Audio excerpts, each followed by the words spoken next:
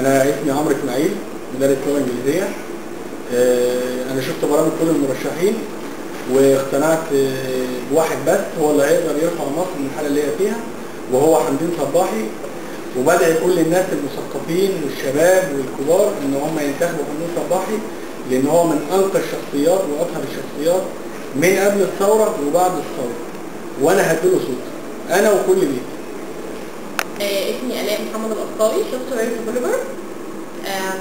كام هم عدد مين في شوية صوت؟ حمدين صباحي ان شاء الله.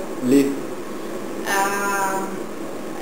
اولا مقتنعه جدا ببرنامج الانتخابي بتاعه، رغم ان هو فيه شويه مساوئ، يعني از اكزامبل مثلا زي ان هو على 8 سنين والفتره الانتخابيه بتاعتنا 4 سنين.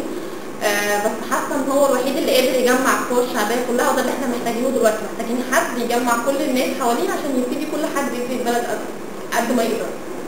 مش محتاجين حد يبقى من فئه بص لفئه معينه زياده عن الثانيه. تمام. لو وصلنا لمرحله الاعاده ووصل عمرو موسى واحمد شفيق هتدي مين؟ حد اي حد من محمد التحرير. شكرا لحضرتك.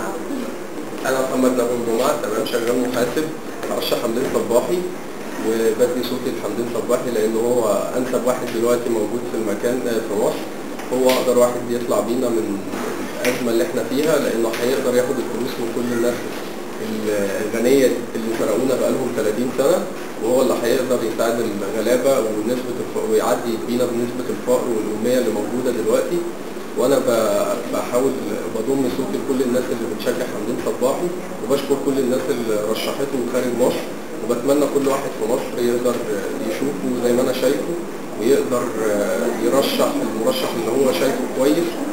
وبتمنى ان الناس تبعد عن اتجاه المشاعر في اختيارها لرئيس الجمهوريه اللي جاي، لان لازم اللي يكون جاي يكون حاسس بينا وحاسس بالشعب ويقدر يعدي بينا المرحله اللي جايه. وشكرا. تعرف بحضرتك؟ أنا اسمي مصطفى محمود. أنا بشتغل في خدمة عملاء في شركات الاتصال. هتنتخب مين في الانتخابات؟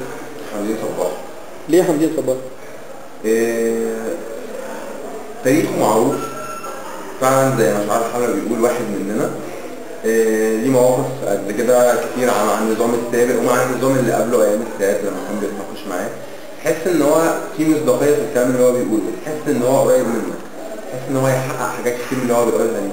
كتير جدا من الشباب واقف معاه، وطبعا عشان مفيش حد من السويدين. تمام. لو وصلنا للاعاده وما وصلش حمدين صباحي ووصل عمرو موسى واحمد شفيق، هتختار مين؟ حط صوت. هتفضل صوتك. شكرا.